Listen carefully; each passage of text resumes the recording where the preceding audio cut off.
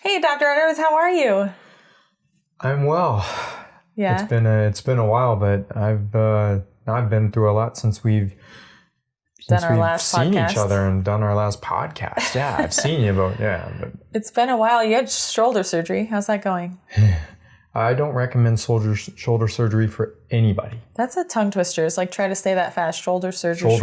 Shoulder surgery. Yeah. No, I had a rotator cuff repair and a labral repair, and it was all done arthroscopically, and it was way longer than the usual. And the rehab is just intense. And gnarly. I've done ACLs. From all the motocross injuries and stuff, and that's what this is from, of course. I was going to ask you. So that had been a long time ago. When I used to be an aspiring professional, and that's when I dinged. It's just a chronic shoulder injury, and the decision was like, do it now. I'm 47 versus when I'm 67. Right. So. Well, makes sense. It seems like, you're getting range of motion. I remember last time I saw you were here, and now you're able to reach a little bit. Yeah, that's good. I can't defend myself, but I can raise my hand, yes. Well, as long as you're with me, you don't have to worry about that. I got your back. Exactly. All right, well, let's get into the nitty gritty. Let's talk about gut bacteria. It's something that fascinates me because I feel like not enough people understand it or know how important it is. Am I right in saying that, you think? Oh, it's so underappreciated that we don't even get that there's like more bacteria on us than we actually have cells that we were made up of. And you can even read some of the papers, and it's like, we don't even know who's controlling who. And I've read some things that says there's actually like 6 trillion, we have about 6 trillion cells that make up our human body. And then there's like 8 to 12 trillion bacteria on our body. So maybe we're not running the bacteria. We're not bacteria winning. Is like... Yeah, we're not winning, that's for sure. So if there's that many, I would imagine it's a pretty important it's more about piece of it all. Yeah, it's a symbiotic relationship, and that just means you have to live with each other. It takes both of you to live. If we didn't have bacteria, we wouldn't be here. Our mitochondria, those oxygen machines that make our energy, those all have prehistoric origins of bacteria. Basically, they're just bacteria that has to live into us. But if you test their DNA, we know they're from from when the big boom happened. We know they're that old. And no, we live on bacteria, and there's bacterias, we're going to get to it in the show, but that people can't even imagine. And in the gut, we call it the gut biome. Right. Yeah, that's probably, see people say gut bacteria. Biome is probably a better word because, they're good, they're the bacteria we need. They're not the bacteria that's going to hurt us. Right, because bacteria kind of has a negative connotation in the sense. Right. Like people, when you hear bacteria, think, ew, gross. Like I need to wash my hands. Like bacteria, gross. Yeah, no. It's the hand, the whole hand thing. That's pretty much another discussion. We'll get into it in a little bit, but yeah. So in your digestive tract and in your stomach, there's a lot of bacteria that you need to... Yeah. I suppose the list goes on. So you need gut bacteria, and they live there. That's how you get your nutrients. That's how vitamins get converted into active form. For example, you have to have bacteria to make vitamin B12. You have to have bacteria to convert a thing called vitamin K1 to K2. Turns out it's important in osteoporosis and muscle development and everything else. You need vitamins to have bacteria to make a healthy immune system. And we know that people without a good gut bacteria get sick all the time. There's just no questions. And in the athletes I've seen, I've tested a couple of their gut biomes, even in the UFC. And I've just seen some of they're deficient in this or that, and that's why I've just started doing natural things, kefir and probiotics and prebiotics. What are some things that would destroy your good gut bacteria or make it less? What are some things that would make it worse? many things, but for our diet, first of all, all the standard American diet stuff, like you can take the artificial foods, the trans fats, all the additives we put in our food, certain MSG, sucralose, things called ACE-K.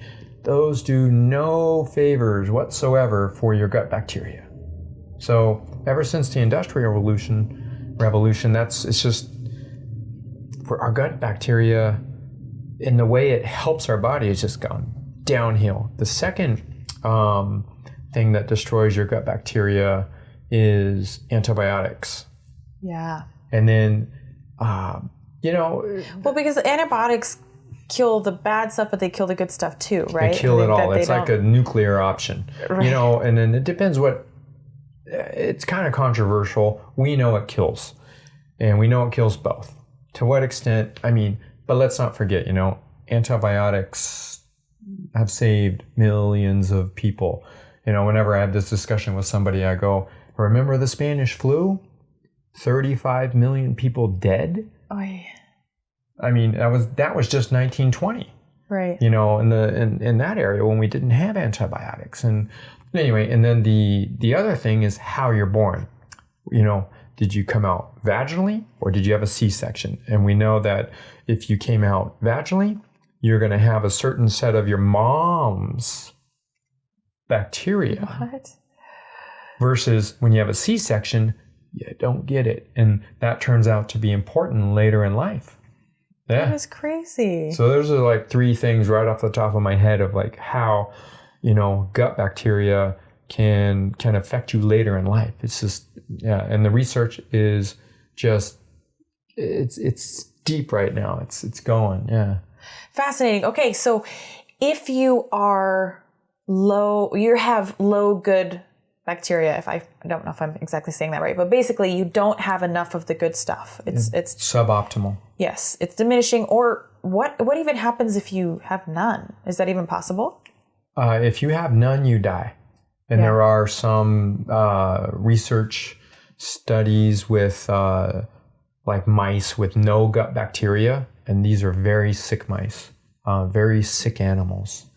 I think my Nana, my grandma, had that happen to her. Actually, she had taken a set of antibiotics, and she's a little bit older, and she started to go sort of septic, I guess. So she started to feel really sick, and it was because she didn't have enough good gut bacteria.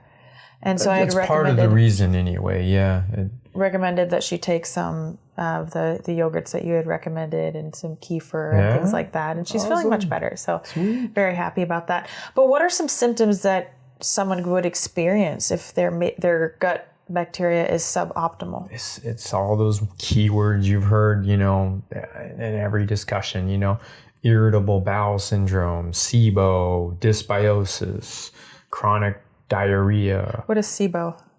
Small intestinal bacterial overgrowth.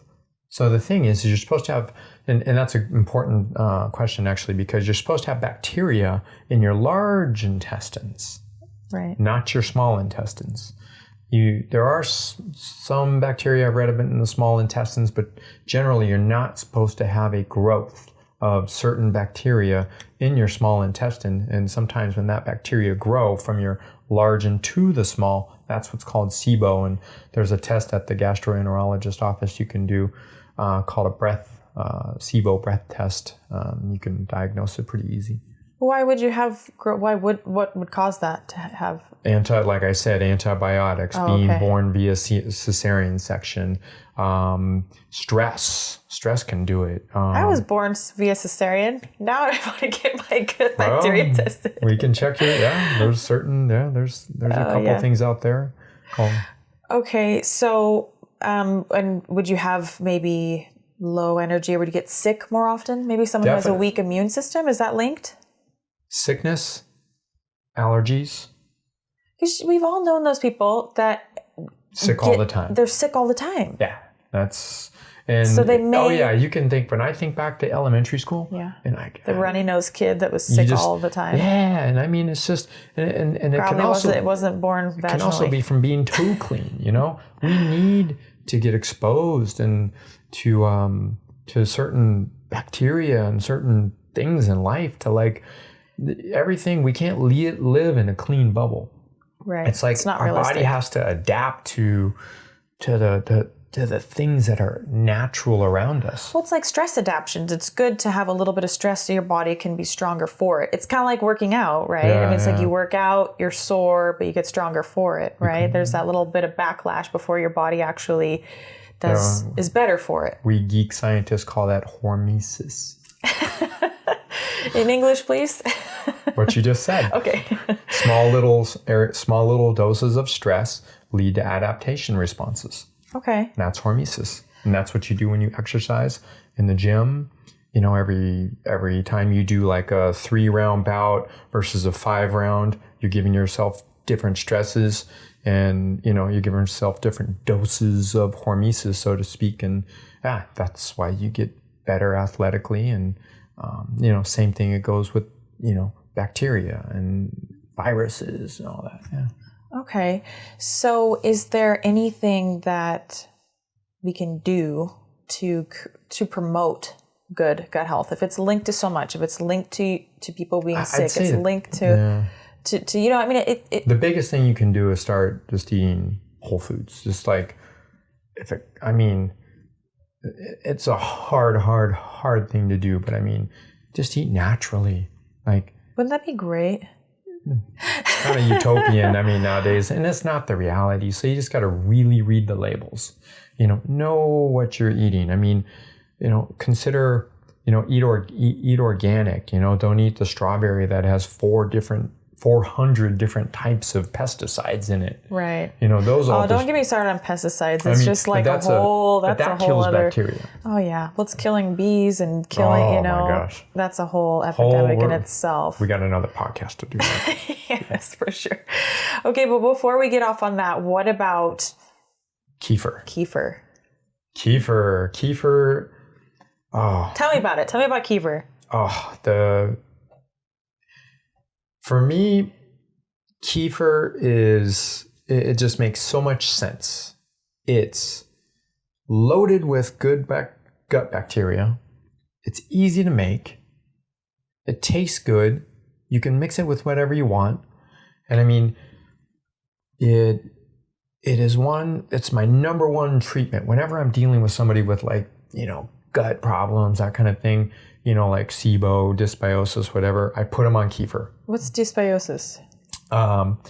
Basic, inappropriate, you got like overpopulation of certain types of bacteria versus others, and leading to, you know, like bloating and all that kind of stuff.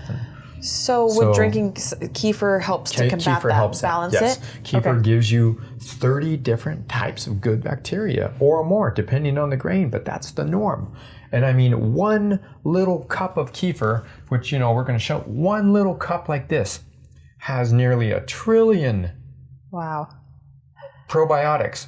You know, and when you go on the pills, you know, like the pills say, oh, this has 2 billion count, you know, probiotics of this species and that species. It sounds like a lot. But, you know, when you're thinking, I mean, billions and trillions is crazy numbers anyway. Yeah. But if you can make your own probiotic at home with your own milk, why wouldn't you? You know? Exactly. Okay, so explain what kefir is. It's a grain, right? So explain like where it comes from. Kefir is a bacteria. It's a lactobacillus bacteria. Just looks like cauliflower. And it kind of, it has proteins in it, bacteria, and all that. And it's alive. And in the demonstration, we're going to see exactly what it looks like. I mean, I suppose we could start getting to that, but it is like, it is a... It's an alive organ. No, it's a pet. Right. It's a pet. You have to take care of it. You got to feed it.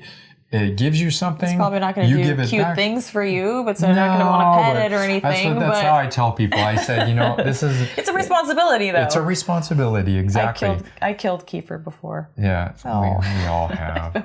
But anyway, but it's my chickens love it. So yeah. Okay, so let's demonstrate how to make kefir. All right. The kefir is really simple. So first we'll get... So the things you need for kefir are the kefir grain, which we'll take in. We're keeping in here. You need an empty jar. You need a jar of milk, which we'll take that off. And that's it. So basically, you need a kefir grain mixed with milk, and the kefir grain eats the lactose, basically, the sugar, and it produces a thick, proteinaceous, gooey substance. So this is lactose free? Yes, and people who are lactose intolerant can drink this all day long. My wife is severely lactose intolerant. She tolerates this, 0 problems, 0 gas. Wow. Yeah. That's impressive. So it eats the lactose out of it. That's what it does. That's what it feeds on. Yeah. Okay. Let's do it. All right. So we just take this, and then you can see the little. Show me what that looks like. So you can see the little cauliflower looking thing there. Perfect. Okay. So that is a kefir grain. So that's the guy. That's the metabolic machine. Magician. That's the machine right there that eats lactose and puts out vitamins like magnesium, B12, calcium, phosphorus, good protein, even some B vitamins, and all those, good bacterial strains that populate your gut and help your organism be optimized. That's it. Great. So it's just this guy. Okay. So it's as easy. It's as easy as putting this grain in here, like that. See there? Just do that. No, that's finished product. And then you pour the milk in.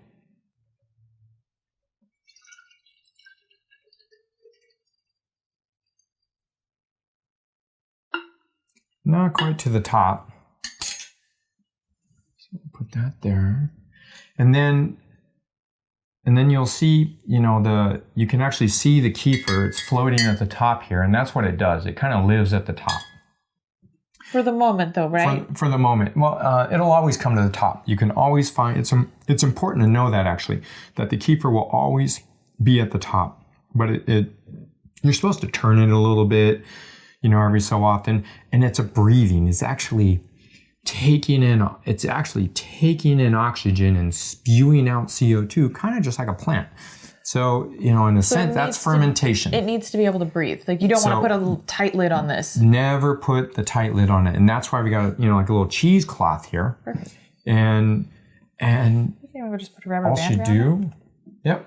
Put the rubber band around there. Okay. Voila. And it doesn't need to be exposed to light. And depending on the temperature, it'll be done in 12 to 48 hours. When the room temperature is higher, it'll get done quicker. And, and then there's some other tricks to make it thicker or less, or more liquidy, or, right. It's going to taste like, because it makes lactic acid. Basically, from the lactose, lactic acid is formed, and what you saw there, it's no more. So what is this going to look like when it's done? Like, how do you know it's done? What are you looking for? So you're looking for a thick consistency, which I have here, and then kind of like a runny yogurt. Yeah, it's kind of like a runny yogurt. And it can be thicker than this. But it's kind of like a runny yogurt. It's perfect for like post-exercise drinks, or, I just drink it like this. And I know you have a certain way to drink it. Yeah. And I went on vacation and I killed my kefir. So I need to start doing this again, because I was drinking this every morning and I felt great. What happens if the kefir you do find at the bottom? Does that mean it's like you waited too long to change it? Yeah, if it goes to the bottom, it kind of means it might be at its end, it is a living organism and it might die, There are ways to conserve. You can actually dry out kefir grains. Can I try this? It's yeah.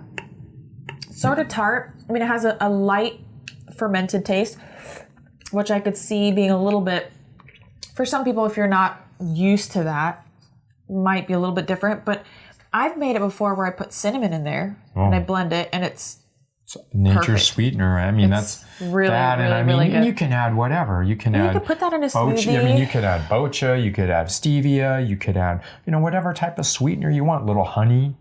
I mean, my daughter drinks it like this. She doesn't even know it's kefir. Right. So we've had her on kefir because she was born cesarean section. Okay. And so it was one of the reasons I really instituted it at my house. So my daughter gets kefir, strawberries, honey, cinnamon. We put it in the Vitamix. And She loves it. To her, it's strawberry drink. Yeah. And she asks great. for it every day. Yeah. And I just delight in knowing that she's getting the good bacteria, and I don't care how it is. It's just It's so much easier than trying to say, hey, take this probiotic, kid. Yeah. Yeah. Just make it, child friendly. It's easy, right? Yeah, it's good. Like I said, I think it's the ultimate recovery drink. So where do you get a kefir grain like that? How do you get it? So they're grown. They're grown from milk, and basically you got to let milk sit enough and it'll form more kefir grains. And that's the thing so let's just say this kefir grain that's in here now will multiply over time. So it gets bigger and bigger and bigger, and even separates. You can cut it, and give it to your friends and that kind of thing. Let's say someone's at home and they have no idea, they don't know anyone who has kefir or anything. Can they order it? Online. Okay. You can order kefir online. Go to your local farmer. Right. We actually have a raw milk farmer that, Gray Maynard and I use. And that's how we make our kefir. And he gets his own kefir? And I will say that when we use raw milk, the kefir tastes phenomenal. Way better. So if you're going to use a kefir, try to get the least processed milk as you can. It might be more expensive, but the taste is totally worth it, Oh, and your wife, Mylene, told me one time also a really good tip to keep in mind is to make sure that you have dried out your glass really well, that you don't want to leave fluoride. No. Wow, you have a good memory. I do. I didn't want to kill my kefir, but I ended up killing it anyways. Not because I didn't pay attention to her directions, but because I was gone for too long. And that is very good. No, you should rinse it with distilled water, fluoride free. Make sure it's very dry, because kefir is a very sensitive organism. Right. And any detergent, fluoride. So I never did it. any distilled water when I washed it, but I just made sure it was thoroughly dry and I didn't have any problems. Yeah, so that's good. Fine. So what can someone expect? I could say my own personal experience, but what do you think someone who isn't drinking this on a daily basis and would start drinking it on a daily basis, what do you think they would notice a change? It's weeks to months. It depends on the person. I mean, if they have a bad disease or whatever, and they've had problems for years, it's going to take months. So if you have IBS, it's going to take months to years to get everything back. But it has to be part of your life. And the most important thing I can say is consistency. When I go to the hospital, I have one of these, cups every day. It's just how I do. It's just part of my life. Every day I have one cup of kefir. So what do you think it would, I know you can buy kefir as a yogurt drink in the store, which is obviously going to have a lot of sugar and stuff like that, but it's way more expensive too. This is way more practical, right? It's more practical, cheaper, and tastes better in my opinion. It doesn't have the added sugar. It's not hard to do. The things in Whole Foods and Sprouts and the other stores that carry kefir, remember, that kefir is made to stay on the shelf and be sold.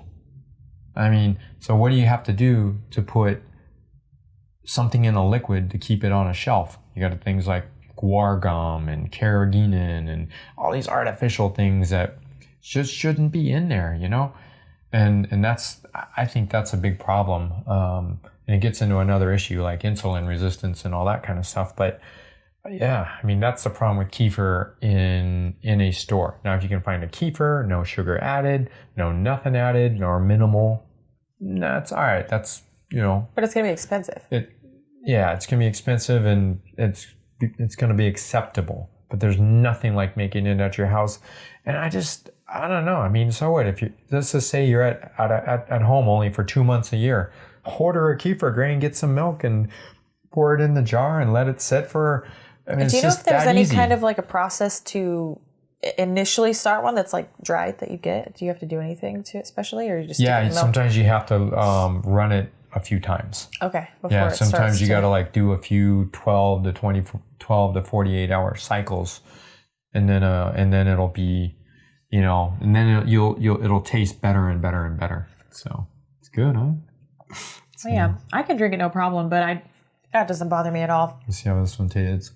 But it's just like forewarning of, that it does. I down that all day long, but some people. Yeah, but when you've never had it before and you're not sure what to expect, it does have just a mild fermented taste. If you drink wine, I feel like you should be fine with it. Like, that's fermented grapes. This is, slightly. No, fermented anything is good for your gut bacteria. Whether there's other fermented foods. I mean, kimchi, kefir. There's what is that? I've never had it before, but it's like a bean, I want to say, or a soybean, fermented soybean called natto. Yes, that. Oh, that is like superfood. Yeah. Like spinach is like out of the picture. Natto is what you want. I heard it's kind of gross though, but I would eat it. I'm not weirded out by that. Oh, I love it. I actually like it. When I go to. What does it taste like? It's just like. It's a bland taste, but it's gooey and it has these proteinaceous gluten.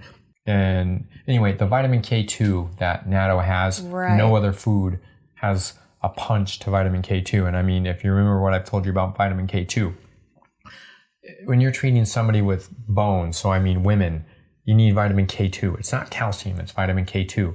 Men, testosterone, vitamin K2. When you're talking about fat metabolism, vitamin K2. When it's one of the fatty acids. So you're saying if a man has low testosterone, vitamin K2 can help, or what did you mean by it testosterone? Helps. Yes. It helps. Yes. And what was the first thing you listed?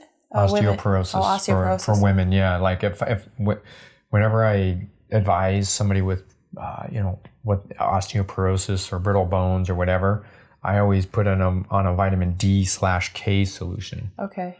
K2. Because K1 isn't so well absorbed by the body, and humans, see, the problem is they think you have to have, it gets a little complicated, but I'll just hear me out. In layman's terms. So this K1 has to go into K2 somehow, because that's what our human bodies use. Turns out that other animals do it way better than we do. And that's why we need good sources of vitamin K2, which are natto is the number one. Number two is, meat. 3 is like organ meats, liver and that kind of thing. But hard cheeses like Gouda and all that are loaded. So our main sources is probably hard cheese. Oh, I love. Yeah. Does blue cheese have it too? Yep. Yeah. Most cheeses have vitamin K2 already in it. But remember, cheese is an alive deal just like kefir. It was made from a culture. Yeah. Culture of bacteria. I have plenty of cheese in my fridge right now. Oh, I love cheese. I just ate a piece of pizza before you awesome. got here. But so there's I was gonna ask you not to did you have something did you follow up on that? I just wanted to follow up on I think the other things with kefir, there's actually some research on cancer, there's research on osteoporosis, and I think just how that easy it could be is. Linked to that. There could be it could help it. Oh, there's actually studies out there, and so I think people can do their own research, but I just want to highlight it's out there. So okay, well, we're talking about internal bacteria. Is there any other sort of bacteria that exists in or on the body that's important? Wow. So this one usually freaks people out in a sense. So where shall I start? So you have a gut biome that's made of trillions and trillions of bacteria, but we also have a skin biome. We have trillions of bacteria on our skin, on our arms, our whole thing. And you're going to freak some germaphobes out right now. Oh, yeah. No, they're... Yeah, but they're good, right? You need these. Like, relax. So here it is. So the bacteria, okay, it's called Nitrous Amonis eutropia. Okay. So that's just the name of it. Is it an abbreviation for Nitrous that? Amonis for easy, okay? Is there like NA? Can we call it NA or something? NA, yeah. Just call it, yeah. Just anyway, there's actually a product out there called Mother Dirt right now, and you can just spray it on you. But here's how they found it. So before we took showers and soaps and all the soaps we have are just synthetic, materials that kill this bacteria. And it's turning out this bacteria on our skin is very, very, very important. And how well you sweat is related to this bacteria. No way. So this company actually went to Aboriginal colonies, and they actually tested their skin bacteria. And they showed that these guys had like 50 to 100% more of the normal population of this one bacteria. And this it's called the Nitrous Amonis stuff. And then they actually did some samples and looked before the advents of like artificial soaps and all that kind of stuff. And people took showers every day. Like, it was only in the 1900s that we even started taking showers every day. Right? So, I mean, there was like, you might have showered once a week if you were lucky, Right. So anyway, what this bacteria does on your skin is being in the gym. What is it? What can you think right away? The smell of somebody reeking. Yeah, body odor. Urea. Urea. Okay, that's what it's called. That's urea. So that's urea coming out of your sweat glands. There's many things that come out of your sweat glands, like I've electrolytes. Heard about that, like in your armpits, that the smells actually comes from the bacteria. In my first wrestling, I mean, I almost passed out from the smell. I wrestled in high school, and first thing I thought was like, this is not for me. But then the coach said, don't worry, you'll get used to it. Oh, gosh. And I did. But I have a funny story I have to share really quick. My great uncle Ed always would tell me that when I was wrestling that I should chew a clove of garlic and keep it in my cheek.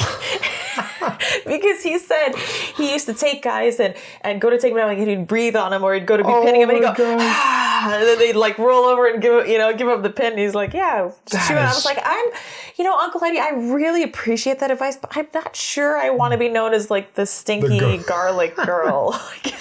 So I'll just get my pins without the garlic. That is awesome. Appreciate the advice though. Wow. So okay, anyway, so when you get this, so when you repopulate this bacteria properly, and I mean, this has been written up in the New York Times, Wall Street Journal, all that kind of stuff, research articles, that urea actually gets metabolized to something called nitric oxide.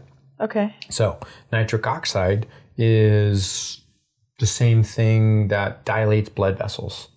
I mean, you may have heard, most popularly, the drug Viagra. It's a nitric oxide activator.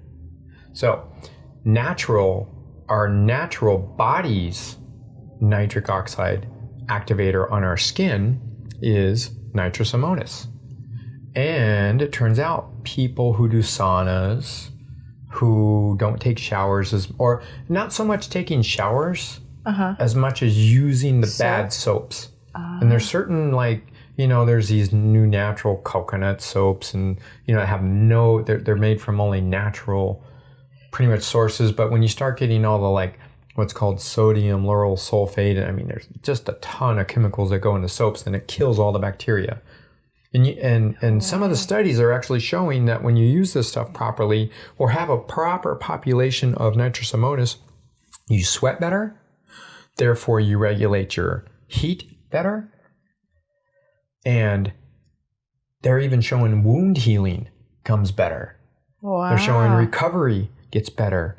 And then the biggest thing for me is in the hospital, they're showing that blood pressure gets better on this. It's pretty hard to get a proper population of the nitrous amonis going for, we'll say, the proper optimization of your skin biome. So it's about the skin biome. When it's optimized, you get all those benefits. And think about it. I mean, instead of taking your blood pressure medication, why not optimize your biome?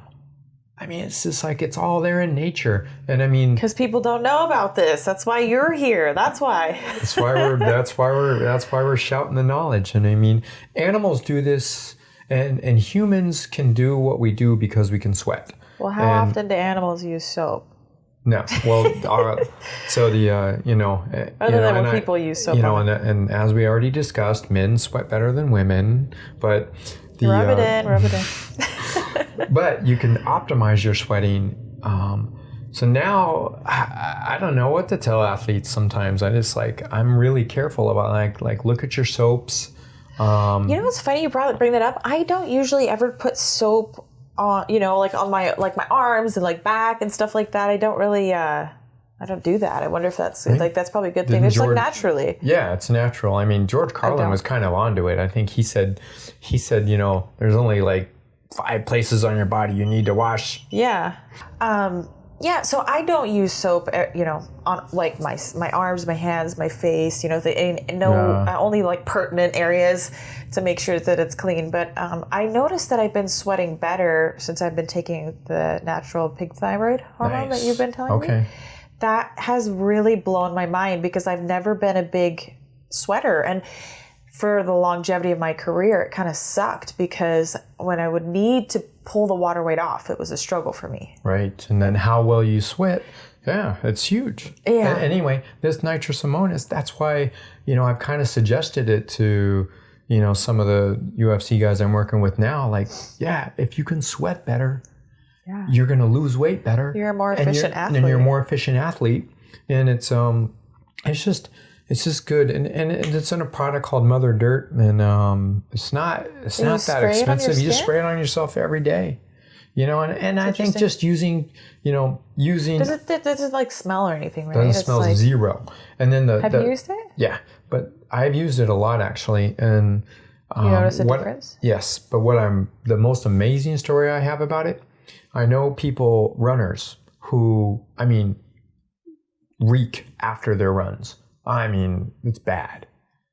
And they don't smell anymore.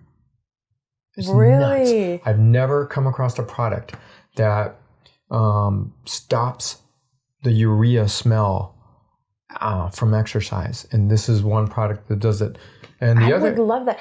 I've been looking for an alternative to normal deodorant because I don't like the idea of the aluminum and be on the lymph nodes. No aluminum. Yeah, so I don't like that, but I'm like, I don't want to stink either. There's a lot of times people that use naturopathy deodorants, it's like it just doesn't work as good. You can just tell they don't work as good as the aluminum, But I'm looking for something. I'm kind of this really piques my interest because I'm wondering if I sprayed this more or whatever, like would it? Yeah, no, I'll definitely get you some, but just spray on it and just see how it goes, and then, but the other big thing it's doing is acne. Like they're actually in FDA trials. This is a company called AO Biome. So Biome, AO. And they're in FDA trials right now for acne treatment of this stuff. And I actually have like my niece on it. It improves acne and it's huge. I wonder if they're going to come out with a deodorant that has this Mother Dirt product in it soon, or if there is one already. Good question. They have soaps and everything too. That the main thing is the bacteria you can actually spray on yourself. So I don't know. Yeah. But I'll have more information about it. In the very near future. I'm working with them actively. I'm not paid by them, just so you know. Yeah. It's a product I'm using honestly because it really is that intriguing. And I don't know if we do any show notes or whatever. We'll link to a podcast that I did with Peter Defty and a guy named Dr. Weiss on the OFM podcast. It was some months ago I did. And it's all there. The science, you can totally geek out on it. Fascinating. So that's great. So if you spray this stuff on yourself, it's going to help you said like regulate your body temperature better. And for athletes, it could be beneficial to huge sweat and all that stuff. But does it like make you healthier or anything? Like, is there anything like that of like that's linked to that? They're all, blood pressure control. Oh, you were talking about that. I did. That's yeah. I wanted to talk about that a little bit more. And then think about somebody like with heart disease or something, like if your relative or somebody, your loved one had heart disease, it's kind of like a no-brainer. I mean, I'm not saying it's going to cure their heart disease, right. But getting, it's just like goes along, getting good sun, good nutrients, good diet, good bacteria in your gut, good bacteria on your skin, the latest guy who just broke the hour record for centenarians. He's 105 years old. His name is Mr. Marchand in English and Marchand in French, and the guy rode he did 14 or 15 miles in an hour, at 105 years old. Wow. And the French are famous for not taking showers. Yeah. And the women don't. They're almost as stinky as their cheese, huh? They are, but they don't stink. That's the thing. And part of it is because when you don't take a shower for long enough and you get the skin biome optimized, you naturally don't stink. I mean, think about it. That's a weird concept, but I could see that actually being. That's how it was. Because it's like sometimes when people have really oily skin, so they wash it, yeah. They put tons of soap. It actually causes your skin to produce even more oil because it's trying to combat the fact that you're trying to dry it out. Mm-hmm. It's almost like the reverse effect. Like if you actually put lotion on your face every time you got out of the shower, your body would probably, or some kind of good. And your body responds appropriately. Then it wouldn't be crazy about producing. If you put more producing oil, it decreases the natural oil it produces. And when you keep stripping it away, it produces more. Yeah. It's all a balance. It's just nature's balance, and that's optimization. So, hypothetically speaking, showering more and using lots of soaps that are killing those good bacteria could cause you to stink more or have to combat the stinking more. I'm telling some of my Tour de France athletes actually, watch your showers now. I'm not going to shower for a week, and I'm going to come over and see what you think. But I'll leave you with this. So Romain Bardet. He's a guy I help. He's one of my Tour de France athletes that, I help, with kind of optimization and nutrition and things like that. I'm by no means his coach, but we used the mother dirt on him during the tour. And he emailed Peter and I, Peter Defty, who's the guy I kind of work with on this. And he said, I feel so good. I'm sweating good. My skin feels good. Those were his words. Yeah. And the next day he won the stage and moved into second overall, and then got second overall in the Tour de France. That's so crazy. And I mean, so a guy who's on the cusp of that fitness can tell the difference in his skin. An athlete like you can tell that. An athlete like Gray can tell that, or Zach Osborne. And those guys are using it, and they can see, they just, at that highest level, they can tell the differences. Yeah. It's huge. Well, your skin is your biggest organ, right? I mean, it's your... That's correct. Yes, if you think about it, it's covering your whole body. By definition, it's an organ. And when you really think about it, I've thought about even lotions, like the chemical, just putting smell good lotions. Yeah. Of course, I like to wear lotion, but I kind of think about it. I'm like, your skin actually takes that soaks it in, and it makes it a part of your body. I might as well just eat it. I'm kind of thinking, right? I was like, I might as well just eat this. I don't think that would be very good for me. People have a false notion that what goes on your skin doesn't go into you. It does.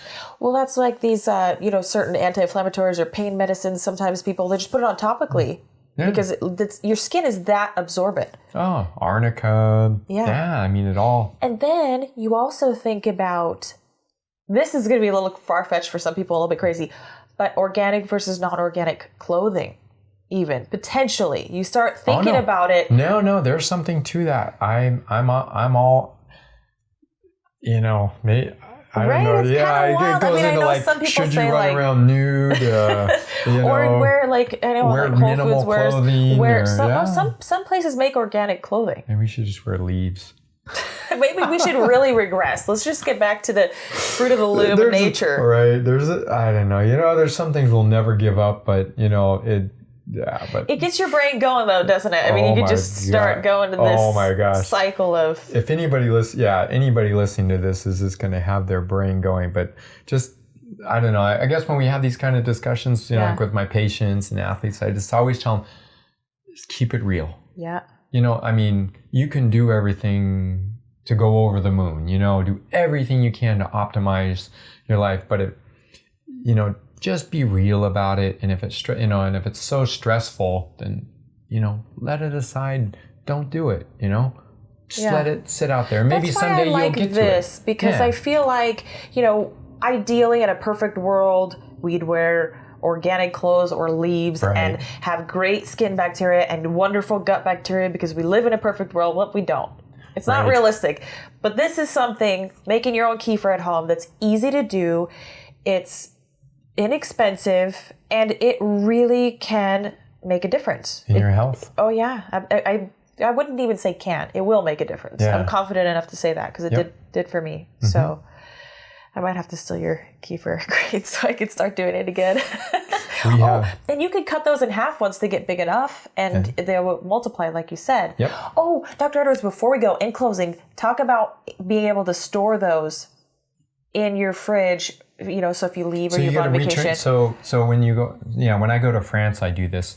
I just take the little jar like you see. Like about that much milk, and I just put that much milk, about a quarter glass, and then that'll last about 2 to 3 weeks. And then if you put the kefir grain in there and you set it in the back of your fridge. I close it. And I close it personally. I've heard you're supposed to leave it open, but it doesn't. The lid? It hibernates anyway. Right. It's hibernating. Well, just to be safe, you just put a cheesecloth on there, or just leave the lid cracked. But you put it in the fridge. A little sign. A little bit of milk. If you have roommates or kids, don't close the lid on it. That's the thing, is like people do that kind of stuff. But that's how you would preserve a kefir grain if you're, say, going away for, a weekend, whatever kind of thing, so.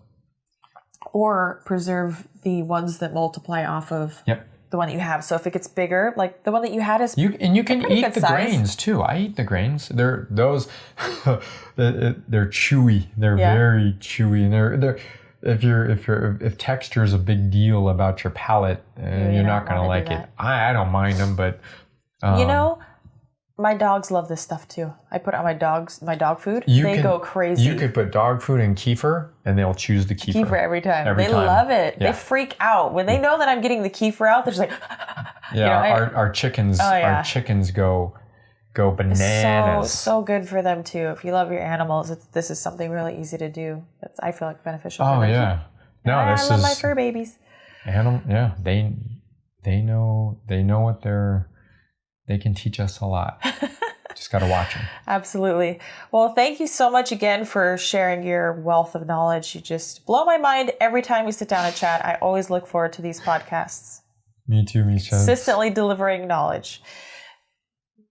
Cheers. Cheers. Is that milk or just that's that kefir? That's a little kefir. There we go. Cheers.